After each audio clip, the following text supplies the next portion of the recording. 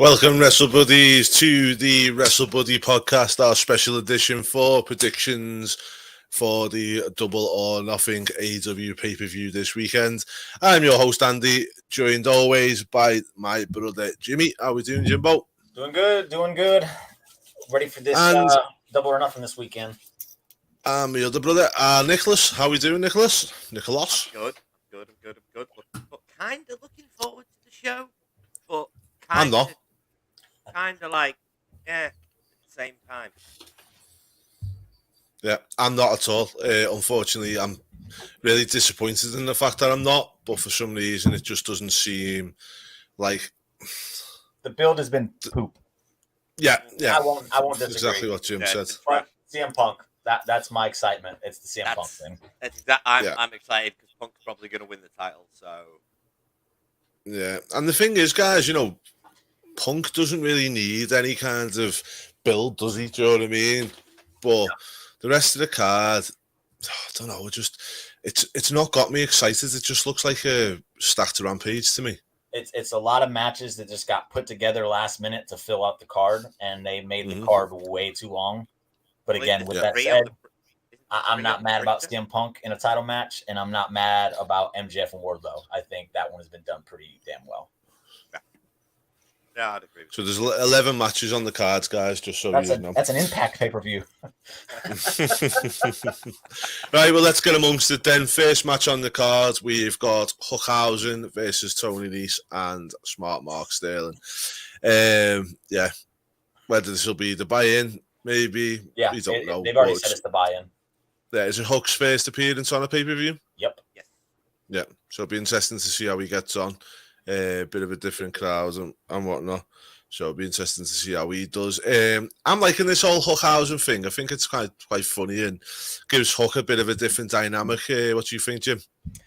Yeah, it's one of those things where it didn't seem like it was something they should do, but these odd pairings have a tendency to work from time to time. Case in point, Riddle and Randy, it worked like a charm. So I think it was a brilliant move to put Hook with Danhausen. Danhausen has a massive following. He's very popular. It allows him to get the internet fans behind him because everyone on the internet loves Danhausen, and give him a different show a different side of Hook as opposed to just the silent type that comes in and just beats people up. So I think it's worked out pretty well so far. Yeah, and obviously it goes right back to the times of the Rock and Sock and whatnot, doesn't it, Nick? Yeah. Well, that's the thing. It's like Jimmy said, they're oddball pairings, but I like the fact that Hook so far has just been presented as a silent killer, and now we're going to get a chance to see him as a comedy show. Because being funny in wrestling can be just as important as being serious. Danhausen is hilarious, and I mean, I'm assuming the match is just going to go where Danhausen gets the crap kicked out of him by Tony Nese, then Hook comes in and kills everyone.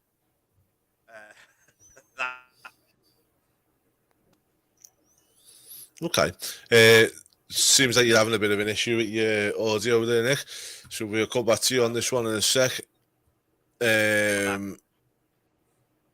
You are back. It's just very, very faint. Hang on. Right. I'll just Okay, well, we'll carry on anyway. But yeah, good thing for Hook, isn't it? And I know Danhausen, is he still injured, Jim, or is he? No, he still seems a bit. I think it's just rehab. The rehab, I think, is over. It was a bad break. I think he had 2 breaks in his leg. So it's not something he could just bounce right back from. I think that's probably why they booked that one match with Tony Nese the way they did, on top of adding story to it. I don't think if you've never seen Danhausen wrestle, I don't think you're about to be blown away by seeing him wrestle. Yeah. But he's good enough for sure. I'm more interested in seeing Mark Sterling because I know that he's wrestled. I like what he's doing at AEW. I just don't know how well he is with the wrestling. I don't know how well that's going to go. So I'm interested in seeing that part of this. All right, well, let's have a little vote on this one then. I'll go first. I think Hookhausen. Jim? Yeah, Hookhausen has to win. Nick? Hookhausen, without a shadow of a doubt. Yeah, much better audio, by the way. Thank you. Okie doke, so we'll move on to match 2 then, which Mark Sterling looks like he's going to be involved in the buy-in and the thing, because we've got Jade Cargill versus Anna Jay for the AEW TBS Championship. Still think it's very stupid the way they keep naming belts after TV corporations, but hey ho. Got to be Cargill on this one, as Jim. Yeah. I was watching Jade wrestle the other week. Do you feel like she's getting better, Jim? Absolutely. I think you can tell that the work with Bryan Danielson is work. She's been putting in work with Bryan Danielson. You can clearly tell. Mm-hmm. Yeah, definitely. And she's a star in the waiting, isn't she, Nick? That girl, honestly, the only thing that disappoints me is she doesn't work for Vince. It's a sad truth, but she'll never be as big in AEW as her potential would have her be in WWE. But that girl is money. She just needs time and reps, and she'll probably turn into one of the best workers in the business. Yeah, and you know what, Jim, what was interesting is, I know seeing some videos a while back when Jade won the belt and how Tony Khan brought the kids out to her, which was a nice touch and stuff like that. Do you think that's Tony showing his nice side, or do you think Tony actually knows there's big money there? Probably a little both. I don't want to call Tony Khan a complete idiot. I think he realizes that Jade Cargill is a star waiting to happen. That's why he's pushed her the way he's pushed her. I think he's pushed her. I think he's handled it wrong. I think he could have really lengthen this thing out. But I think the kids thing was just to humanize her a little bit, because she just comes across as this hard ass bitch on TV. So to do that, it kind of humanizes her, allows the fans to kind of connect with her a little bit more. Again, I think I think he messed up by not stretching this whole Jade Cargill thing out. I think she rose way too fast, and we didn't even get to see half of it, because it was on YouTube. And I know all the AEW fans are like, watch the YouTube show. No, I'm not going to do it. I have better things to do than dedicate 5 hours of YouTube time just to watch a bunch of 2-minute matches. That doesn't work that way. No, I agree with you. And, you know, do you think she'll realise the potential over there, Nick? I know you made a comment then about working for Vince. You know, I'm not going to say that Tony Khan's an idiot, because, as I've always said, I don't believe Tony Khan is. He's a billionaire, and, you know, he's got some successful businesses, as well as he's done quite well with AEW. I just think the problem with AEW is the people that he takes advice from. I think that's where the problem is. Do you see Jade becoming a massive star there? I see Jade getting probably to be the biggest star in the women's division in AEW, but like, if she doesn't go and work for Vince, she's never going to achieve her full potential. And the thing is, though, as well, is you say she's going to be the biggest star in the women's division. You've got Britt Baker there, but apart from Britt Baker and a rising Jade Cargill, there's not much else there. And let's face it, I think, in my humble opinion, I believe Britt Baker got over in spite of AEW rather than because of them. I'd agree with that. What's your thoughts on that, Jim? Yeah, I think with Britt, this is Britt. This is why I am a fan of Britt. I think she was able to get over completely on her own. The idea of having her... That's exactly what I said. Then she got over in spite of AEW rather than because of them. Having her as a face with the dentist gimmick, I don't know what you're thinking. Like, nobody likes a dentist. So why would you be trying to put her over as a babyface? That doesn't make sense. So the second she got injured and they said, well, okay, just here's 3 minutes of TV time. Show me what you got. And she was able to just get over organically on her own. And I don't know. It's just another case of Tony Khan mishandling a talent as far as getting him over. Luckily, Britt was able to do it herself, and luckily Jade has been able to kind of do it herself with the little bit of time we've been given with it. Yeah. And that's the problem, isn't it?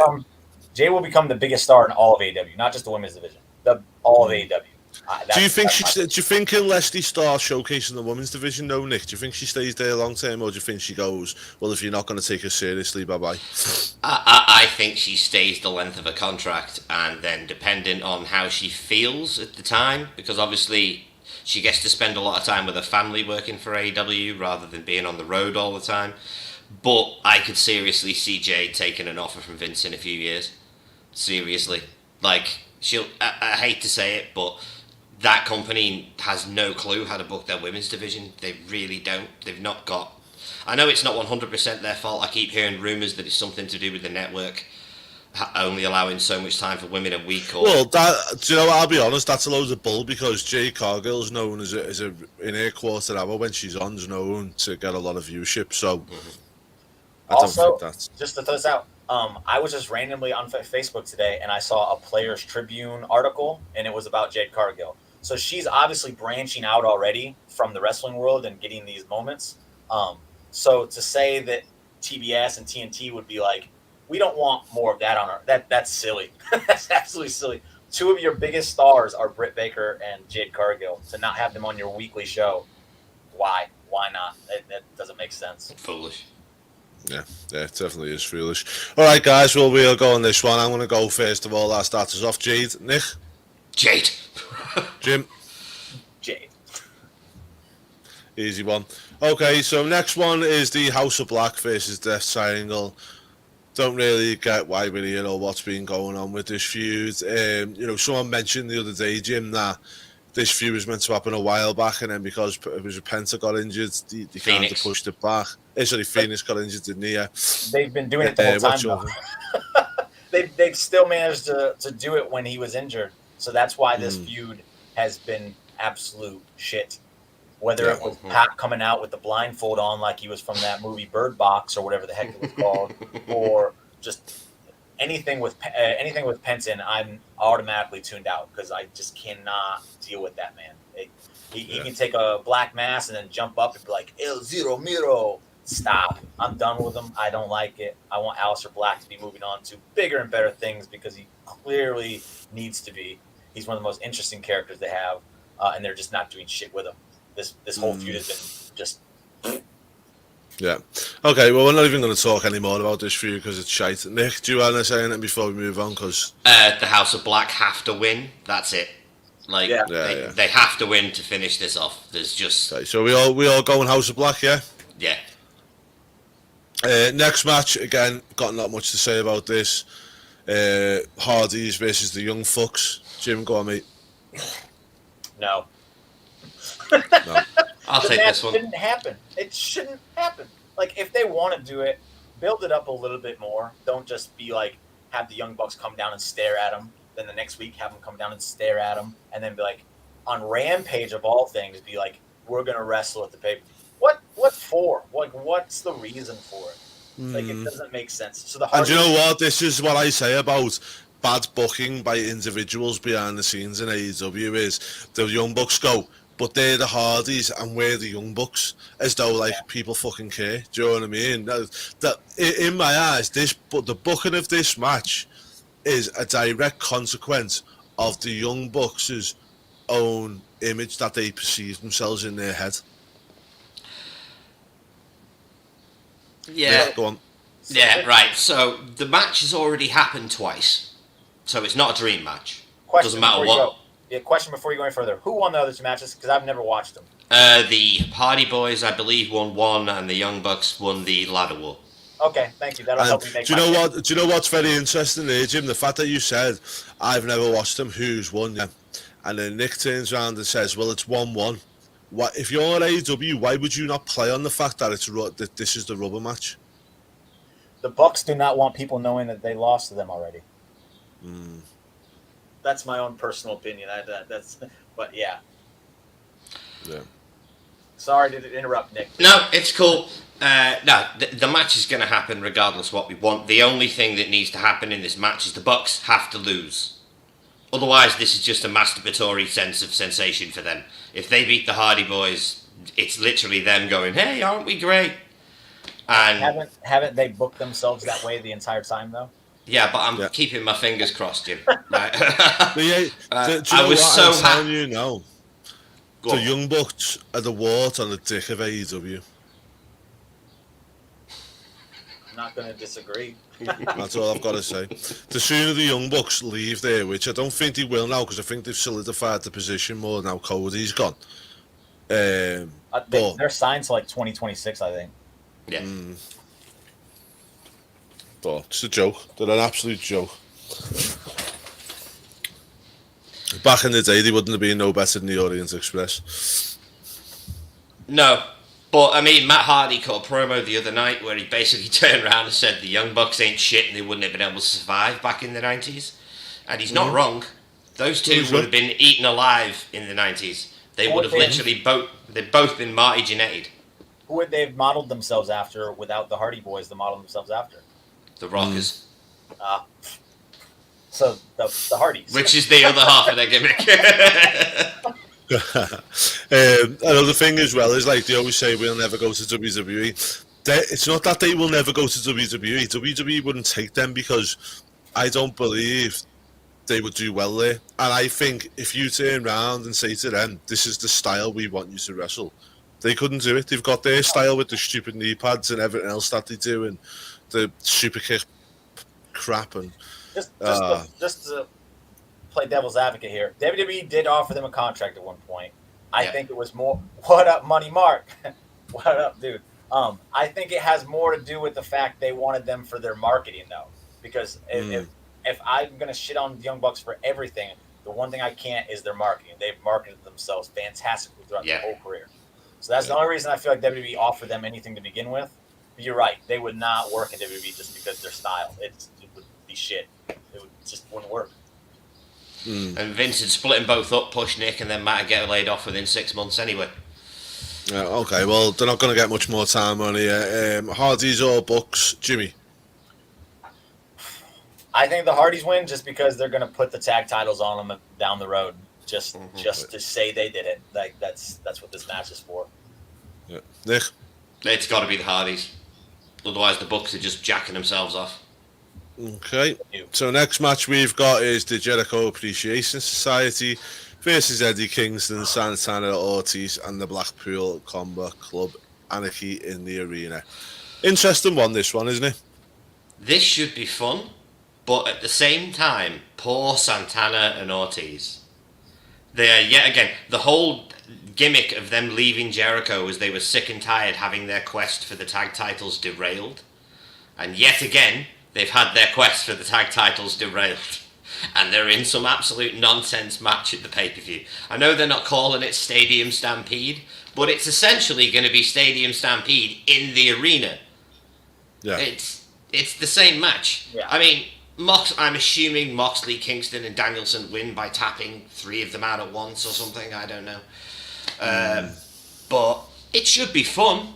At the very least, I love the fact that Jericho is throwing fireballs in people's faces and calling himself a wizard now. Do you know what? Do you know Jericho, right? As much as people might mock him and me, I love him. He constantly reinvents himself, and I am, for one, think if Tony Khan had any sense, he would make Jericho a VP. Do you know what I mean? And get him involved backstage, because that man's creative mind is unreal. To an extent, yes, but also, I don't know if that expands into other people. Like, I'm a Jericho guy. Well, it did with Money in the Bank. Huh? It did with the face Money in the Bank. For all his good ideas, how many bad ideas has he had? And how many times has he pitched ideas to Vince or whatever, and they were shot down because Vince, like, kind of like Vince Russo in WCW. There was no one there to filter out the bad ones. Yeah. So if he was in AEW, there's no one to filter out the bad ones. Tony Khan's just like, that's wonderful, that's great, that's amazing, let's do it all. And yeah, but it can't be any worse than what the Young Bucks come up with. To that I will agree. But we want it to get better. We don't want it to just slightly deteriorate. Like, but the thing is, if you had, say, a Jericho, who was pitching ideas and stuff, and you had a William Regal filtering them, I'm all for these. I hate to use it, the ex-WWE guys like Regal and Bryan, who have been in those positions in WWE and proven that they were good at it, using them. Absolutely 100%. And if they're there to filter Jericho, because, again, I'm a fan of Jericho back in the day. I'm not going to say he's always been brilliant. There's been some shit he's given us, but he's also given us some good stuff. So if they're there to filter that and Jericho's there giving his ideas, okay, I'm good with that one. I just don't like the idea of Jericho just pitching his ideas to Tony, because Tony's literally like, I love everything. Well, everything. Money Mark says the winner of Jericho is in the concession stand. It's going to suck. All of Jericho stuck since he lost the belt. Don't agree with that too much, Mark. I think he's done all right, but there's been some bad and good. I think it's been a bit of a mixed bag with Jericho since he lost the belt. He's the only person that has managed to make an MJF feud suck. So for that, I can't praise Jericho too much here because everything else MJF has done has been awesome. The Jericho stuff was shit. Yeah. All right, Zane. All right, Zany baby. Yeah, it would have been a good snatch for AEW had he not re-signed with WWE just now. Yeah, it would have been a good snatch for them, mate. Very not a yes man for Tony, though. That it would have never worked. Yeah. Well, I think I said this. I said Jeff Jarrett to you last week, didn't I, Jim? And said, he's already failed a few times, and for me, somebody who's failed a couple of times is always going to get better. It's like with Bischoff. I think Bischoff's got to. People keep slamming Bischoff for having his opinion. I agree with Bischoff on a lot of what he says. Yeah. To think that just because someone failed at something or failed, one or two, just because they failed that they're stupid and don't have any good ideas, that's insane. Because what I always thing I live by is, if I'm wrong, I'm happy to be wrong as long as I'm learning from it. And I feel like Jeff Jarrett is the type of person who's going to learn from the mistakes he's made. Not off. And Bischoff as well. Bischoff will never get another opportunity to prove it, but I think he's learned from his mistakes, and the fact that he's given us, in my opinion, the greatest angle in the history of wrestling. To think that he's an idiot is just mind-blowing. Like, get the fuck out of here. Right. Okay, then. So here we go with then Jericho, Kingston, Santana, Ortiz Combat Club. Nick? Blackpool Combat Club plus Eddie and the boys. Jim? Unfortunately, the Blackpool Combat Club is winning this. And they shouldn't. I don't think they should, but they're going to. Yeah. This feud should have gotten way more time. Yeah. That's my opinion. So next match we've got, which to me, build-up's been all right, but again, don't really care that much about it, is MJF versus Wardlow. Love MJF, by the way, but I don't like Wardlow. Don't like him. Go on. Tell me why I'm wrong, Jim. Now, here's the thing. I've seen people complain that this feud was too similar to the Cody Rhodes one. And here's why I'm going to say you're right, but you're also wrong at the same time. When he did with Cody, all his tactics were working. They were getting the better of Cody Rhodes. With Wardlow, nothing has worked. So the story is to show that MJF is so desperate that he's pulling out old tricks on this guy to try and be like, hey, I know what I'm doing. And Wardlow is just basically thwarting all of them. Like, this shit doesn't work on Wardlow. He's a different kind of monster. The fans have completely bought into the dude. Like, he might be the most over babyface in AEW right now. Like a true babyface. We don't got many of those in AEW. Wardlow is a true babyface. Just the when he was taking the lashings with the belt and didn't flinch, that alone is like, yo, what this dude is a different animal. And MJF, as I said, I think everything he does is gold, minus the Jericho stuff, and this is no different because he's selling it with his facials and his cowardness like he always does. Do I think Wardlow has room to grow? Absolutely. Yeah. But I think he's good enough now to be what they need him to be, and it's a monster, and he's portrayed it beautifully in this feud. The one thing I didn't like on this one is where he kept going on about how he's obsessed with the TNT title, as though they're already planting that seed to look past MJF for him to get a title, and I think that's what's putting me off, Nick. I tend to think Wardlow's a bit of a one-trick pony at the moment. I get where they want him to go. I'm sorry for mentioning his name, they want him to be Goldberg. He's doing it. To be fair, when he comes out to the ring with no entrance, they are going Wardlow, just like they used to do back in the day in WCW. So he's absolutely right. They're portraying him that way. Sorry, had to say it. But they want him to be him. And unfortunately, he's going to be him.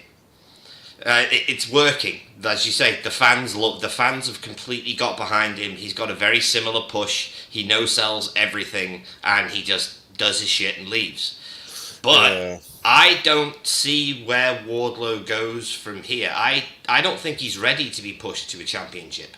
So I don't understand why they are saddling that horse to him at this time. Like, I think there's plenty of guys on the roster that should be TNT champion before Wardlow. Okay. To that, They've already. Sorry to interrupt, but to that I'll ask. We all agree that the TNT Championship has been handled miserably, horribly since Miro. Oh, yeah. So if we put that on Wardlow, who again is the most over babyface in all of AEW right now, don't you think that's a step in the right direction? No, it's going to be better than Scorpio. Scorpio's crap as the champion. Exactly. So Wardlow comes back, and he goes after Scorpio Sky because, hey, last time you got lucky. There's nothing stopping me now. He destroys Scorpio Sky. How do you think Scorpio's going to retain at this pay-per-view? Is he defending it? No, that's my Exactly. Do you think that title won't get defended if Wardlow has it? Yeah. It will be defended on a pay-per-view, 100%. He brings prestige back to that title, and I think he's the perfect candidate to put it on after this thing with MJF. Yeah. Okay, agreed. Okay. One thing I would say is, I don't know what it is, just Wardlow doesn't do it for me. Maybe it is because he reminds me of Gorg or a few of the other big ones that have just come in and killed everyone, but I don't know. It's just not for me. I don't know what it is about him that I'm not liking. I agree with you, Zane said. Like, I honestly feel like it's a well-built match. It really is, mate. I just don't know what it is with me. It's like, I don't know what it is, but I just don't care about him too much. I want MJF to win this, and I know he's not good at it, and maybe that's what's getting me down a little bit with it. I mean, that's what it is. But anyway, let's have a... what did Dave Mackins... says, they took a fall, so he'll start kicking less than a year. Made one of the older guys in the company. Next steps will be crucial. Yeah, obviously, next steps will be crucial. Yeah. And you know what, mate? I'm not saying that I'm against him. It'll be interesting to see if he can turn my opinion around on him. Right, so let's go for this one. MJF or Wardlow? Jim? I'm going to shock you. I think MJF actually wins this match. Okay. Nick? I think they'll push it to Wardlow. I'm going to go with MJF because my heart. Zane says Miro's been reported clear for a while. Do you guys see him returning soon? He's doing a TV show. Yeah. So he'll be back soon enough, Zane, but probably not. Pay attention, Zane. The wrestling journalist that has no fucking clue where the wrestlers are. Yeah, but he's the wrestling journalist who spends half of his life without access to the internet as well because of sharks. Oh God! Right, guys, let's move on to the next one. Love you, Zane. Dr. Bitbreaker DMD versus Ruby Soho. Ruby's got a bit of limelight back, hasn't she? Won't be for long because she's going to get beat in this match. And is it Ruby, or does she still have the match with Statlander? No, it's Ruby, isn't it? No, well, they've got Ruby versus Statlander on Rampage to decide. Oh yeah, sure, it'll be Ruby. It'll be Ruby. Yeah. Well, I hope. I think it's Statlander. Yeah, I think regardless who wins that match, Britt's winning the tournament anyway. Of course. Yes. Yeah. Like, without a shadow of a doubt, Britt Baker is winning. She's the most over girl on the roster, as we discussed earlier. She's done it all herself. She deserves this in more ways than one because they should never have taken the women's championship off her in the first place. Yeah, as you say, she got over despite AEW. Yeah, she did everything on her own, and she's more than earned this accolade. If she doesn't win this match, I don't know what the hell they're thinking. It doesn't make sense to me, but I'm assuming by the end of Double or Nothing, the first couple of AEW being Adam Cole and Britt Baker will have won the Owen. Okay. First, a little bit of a science prediction here. Any of these girls come out in Owen in King of Hearts or some kind of gear? I could see Britt wearing pink and black. But that'd be about as close as I'd go. Right, okay. So, who are we going for winner of the O&R tournament? Britt Baker. I know I said Britt Baker originally, but I'm going to go ahead and switch it up now. I think Statlander wins it, and it sets up a program with her and Jade. Because I think a Statlander and Jade Cargill feud would be really good. I think it would be a great test for Jade Cargill. Yeah, because she's the other power girl in the company. And this is the perfect way to push Statlander into that. And they've already started it backstage with little run-ins. So yeah. Okay, so next match we've got is the men's final, Samoa Joe versus Adam Cole. If Adam Cole and Britt Baker don't come out in matching Owen Hart gear, pink and black, I will be really, really disappointed. But either way, we're going to get a classic match, aren't we, Jim? I don't know. I the last few Joe matches I've watched, I just don't see it. I know he's old. I know he's up there. I just don't see that Samoa, he's not Samoa Joe to me right now. Hopefully he can do something to change my mind in this match. I think Adam Cole is obviously going to do his part. I'm never going to knock the man. He's Adam Cole, baby. I really wish Dax would have been in this final though. I think they severely missed a huge opportunity here, because you talk about like a nod to Owen Hart. That's the man that would have done it and should have been doing it, because it makes sense. But yeah, it has potential to be a great match, maybe even the best match of the night, but we'll see. Okay, right. So who are we going for in this one, Nick? What do you think about this match? Well, I'm really looking forward to the match personally, because I think Joe is been saving himself for a big stage. I don't think he's been performing to the top of his ability since he got there. So I'm assuming tonight's the night that Joe goes balls to the wall, which I'm really looking forward to. But it's got to be Adam Cole. Like, it has to be Adam Cole. There's no point putting it on top of Joe. He doesn't need it. He's got the TV title from Ring of Honor. He does not need the Owen. Cole needs the Owen. Yeah. Right, okay then, Jim. Yeah, Adam Cole. What? Come on, man. Why are you even asking me? Nick. Adam Cole, baby. Thank you. Okie doke. I'm going to move on to the next shit show. Jurassic Express versus. I'm sorry, not Jurassic Express. That's the problem here. Team AEW will know what to do with them. Ricky Starks and Power Hobbs as well. And just in case you don't know what team AEW will know what to do with them is, it's Keith Lee and Swerve Strickland. That's worked out well for them, hasn't it?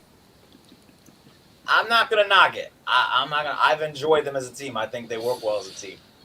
And I'm not saying they don't, pal. How bloated the roster is, how do you fix that? You make these kind of tag teams and refresh your tag team division. Oh, you do, but is he doing any better in AEW than what he was doing in WWE? Swerve, yes. Keith Lee. Swerve, yeah. I don't know. There's no telling with Keith Lee, because we never got to see him get going. It seemed like they were starting to push him as Bearcat, which I was fully behind. I liked the. Well, let me ask you the question. In AEW, has he done anything better? I think they're pretty even, honestly. Yeah, exactly. But the whole thing was, I'll wait till he gets to AEW. Okay, but with me, what I'll say is with Keith, as far as I don't care what fans say, because fans don't know what the fuck they want. They never do, never will. So fuck what they say. But with Keith Lee, his whole gripe was they were trying to transform him into something he didn't want to be. At least in AEW, he's able to wrestle the way he wants to. Whether or not he should be at this point, that's not for me to decide. I don't think it, but it's what he wants, so be it. Okie doke. Jurassic Express's title run, Nick. Disappointing, non-disappointing? Terrible. Jungle Boy is one of the 4 pillars, and he gets treated like a side act all the time. For no reason, they put Christian Cage with him to be his father figure, when Christian Cage would have been much better served in a backstage role, or just helping put people over. If the long-term plan isn't for Christian to turn heel on Jungle Boy on Sunday, when they lose the titles, I don't see the point of the entire run. That's the only thing I've been able to see coming out of this, is at some point Christian's turning heel and then putting Jungle Boy over. But, their run has just been... Compare this to the Young Bucks. Look at the way the belts were booked when the Bucks had the belts. I know it's a pet peeve. It's they're on TV every single week, they're on Dynamite every single week, and then these guys have been relegated to occasional appearances on Rampage. I think they've had 2 matches on Dynamite during their whole reign. Exactly. Yeah, which is obviously down to the Young Bucks. Keep the belt off, make it less relevant, then we'll take it back. That's what it'll be. Tony, it's obvious that we need the tag titles, because when everyone else has them, they're not worth shit. Yeah. Right, okay. Who do you think we're going to win on this one? I'm gonna go with Keith and Swerve. I think this is the time to do something different. They've not put belts on any of the ex-WWE guys yet, and this could be the time to do it. Totally agree, David. Yeah.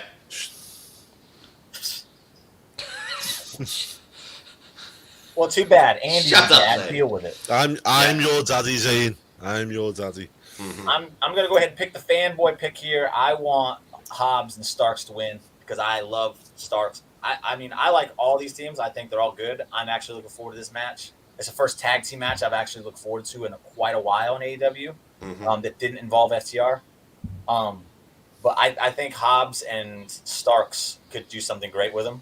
And Hobbs needs something. Hobbs has been there for a good minute, and they've done nothing at all with him so far. Yeah. So put the belts on him. Okie doke, right, so let's move on to another pathetic championship match. Thunder Rosa versus Serena Deeb. I warned you when she got the belt put on her.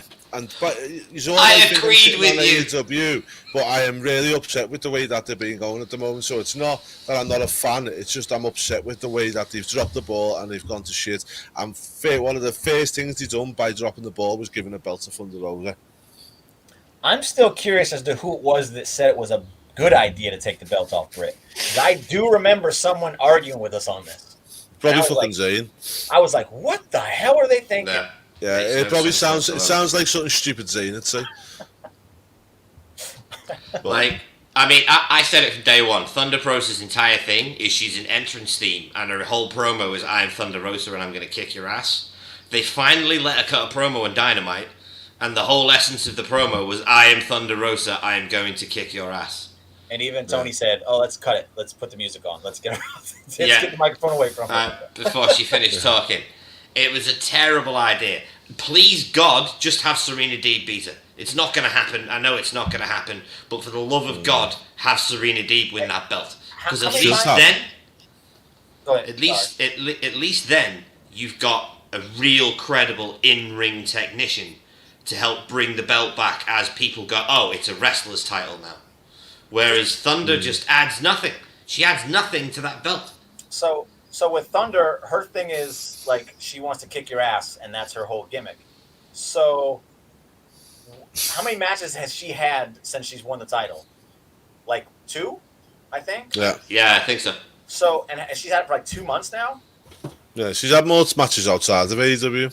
But I'm talking about just AEW though. As the AEW champion, how many matches? She's had like 2 matches. 2. So if her whole thing is that she's going to kick someone's ass, the fact that she has not been booked in a way to just kick people's ass, I don't even want to put that on Thunder. I want to put that on Tony.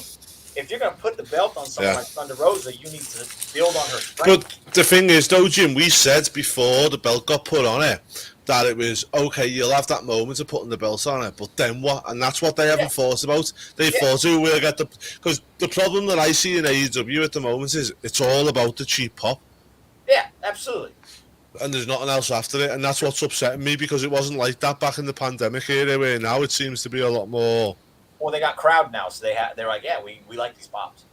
With Thunder, I don't feel like it would have been hard to book her as a champion. She is the perfect person for the role of open challenge. Go out there, I challenge anybody to come down here, and I'm going to kick your ass.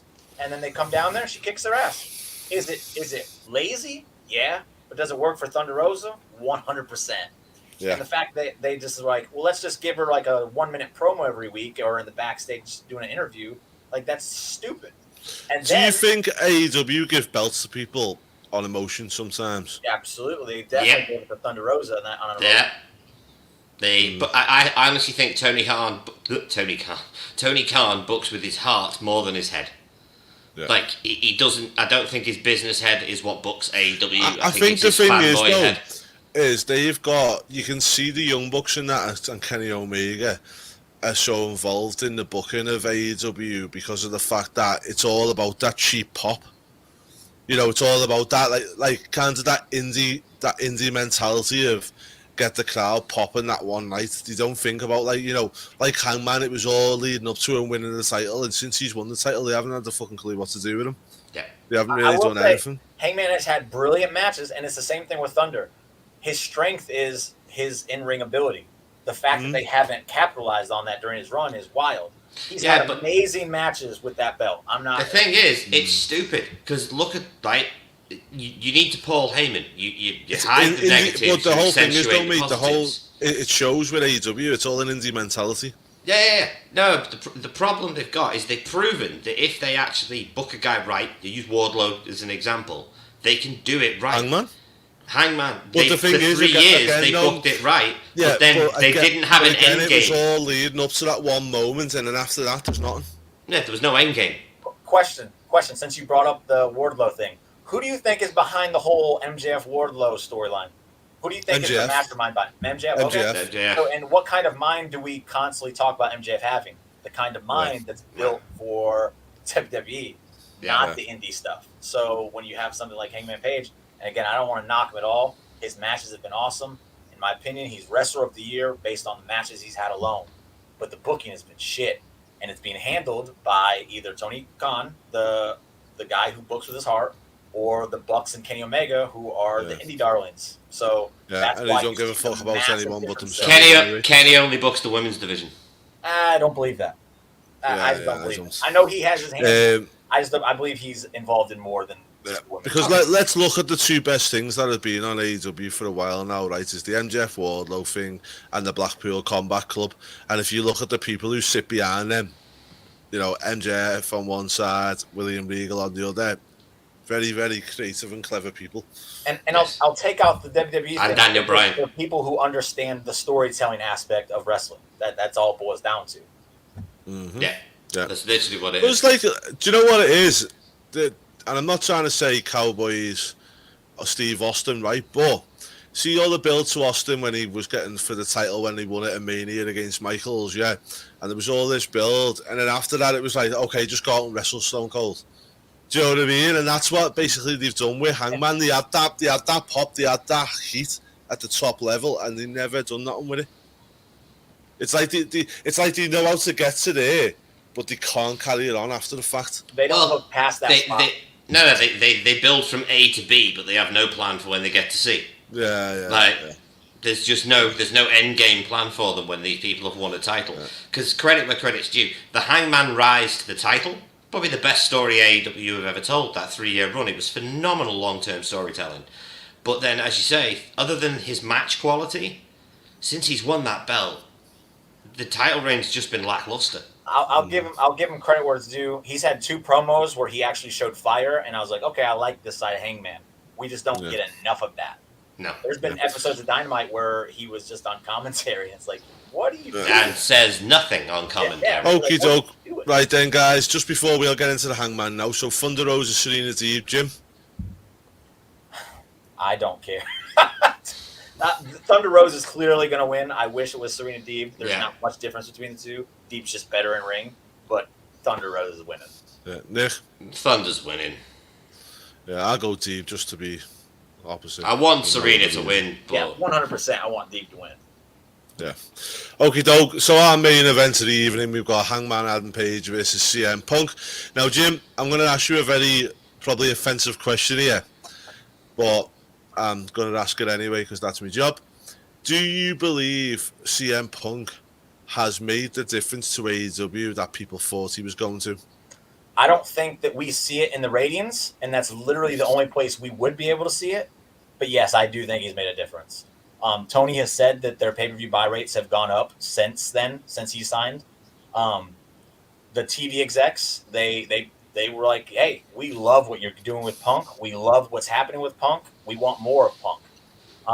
I think he's put on... Do you believe the TV executives looks at them ratings with the way that the world is now, where people don't really watch things live and all like that? Do you think they pay more attention to the after the week? Absolutely. Yeah.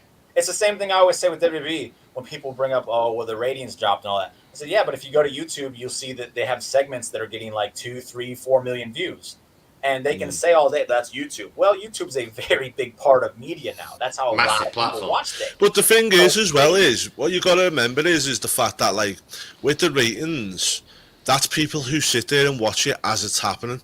You know, all of us, fucking, for instance, we've got jobs, we've got families, and that we might not always be able to sit down at a specific time and watch that show. Then you also have kids who have to go to bed because they got to go to school the next day. So where are they going to watch it on? They're going to go to YouTube where they watch literally everything else. So, they're going to watch it on TiVo. Yeah, there's so many other aspects to it other than just watching Hulu. it live and Do you know what? I'd be interested to see what their Hulu, WWE Hulu that one needs to stop, bro. Because from what my buddy says, they only put like half the show on Hulu, and it's like, why? Yeah. That he literally says he watches my recap because he doesn't get the whole show on Hulu. He has to know the rest of it. But back to the Punk question, I think it stretches far beyond like the statistics and metrics of everything. I think if you look at Darby Allin, I think Darby Allin has become a much better wrestler since his match with CM Punk. I think he was able to learn a lot working with Punk. MJF as well. I think MJF was great before. I think his ability to tell stories with his promos, and that's crazy to think that his promos would get better. But before, he was just spouting off, like just saying things just to get pops and be heelish. Now I feel like there's intent with the things he's saying, and I there's no reason to believe that didn't come from Punk because they worked with each other directly for a very long time. So I think his help has stretched on far beyond what we'll see with our eyes, and it's paid off immensely. And not to mention, over 100,000 of his first T-shirts sold. That's money. That's money, baby. It 100% paid off. Interesting. Okay. So in this match here, do we think Punk's going to win the title, Nick? I hope he's going to win the title. The way I look at it is CM Punk's the highest paid guy in the company now. Behind, I think it's John Moxley's the only one who gets paid more than him. Okay, I was about to say Mox makes more? No, yeah, Mox is the only guy who gets paid more than him. And you don't spend $5 million on a guy and then not put a belt on him. It's just, it's stupid. It behooves the company to have CM Punk as champion right now. I mean, this will be the 1 year anniversary, I think, since Hangman won the belt. No, didn't he? No, I'm sure it was. He won it the next pay-per-view. Okay, nearly. Okay, it's been nearly a year since he won the belt. Three quarters. Yeah, it's been nearly a year since he won the belt. I think it's not been the best reign, not knocking Hangman, but the booking's been terrible. So not every title reign needs to be 2-3 years long these days. No. Right? No. Especially in AEW, which is a very fast-paced company. So I'd be more than happy to see the title switch. I think Punk would do a tremendous job as champion because he knows how to be a champion. He's a very good one. And I just... my heart's speaking more than my head because I really want him to win. Like, I'm a huge CM Punk fan. He's one of the reasons I started watching WWE again. Because I was just ticked out of WWE in the late 2000s. I was just watching New Japan, All Japan, and British stuff. And Punk was what pulled me back in. The guy has incredible talent. He has incredible selling power. I think everybody gets better when they work with him. And having him as your champion means he gets to work with more people, which means more people get better in your company. Yeah. Okay, well, Zane says I don't think we're given enough time yet to see if Punk Arrival has made a legit difference. Yes, we have. I think we're getting to that point now, Zane. I think 7 months to a year, we're getting to that cycle where we'll see. Because obviously you're always going to get that initial pop, aren't you? And then the viewership will go down and we'll see where we're at there. But, you know, it's not just about what he's doing on screen, it's what he's doing backstage, everything else. No matter what anybody says, you can't deny Punk's got a great man for the business and he's only going to help AEW, hopefully. So we'll have to wait and see. Right, let's wrap this up then, guys, because we're getting on the 50-minute mark. Jim, Punk or Hangman? I'll just add this little piece in there because people have said this build has been kind of bad. This is a theory I've read, and I love it. When Punk won the Ring of Honor title, he turned heel and went against the company. The same thing happened in WWE. This is what Hangman Page is trying to protect AEW from, that version of Punk. That is a brilliant and beautiful fucking story. So anybody that thinks it hasn't been, hush.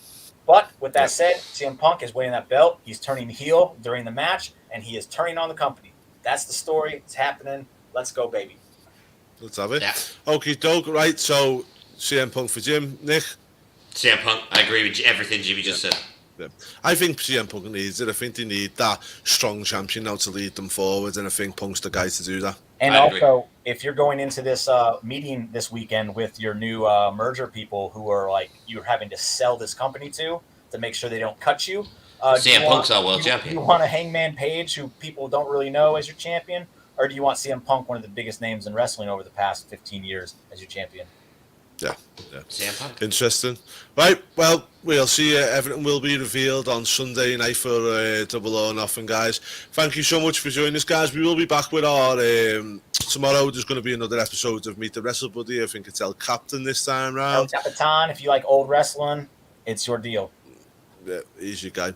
And then come Sunday, we will be back with our weekly podcast where we'll discuss all the pressing wrestling news issues.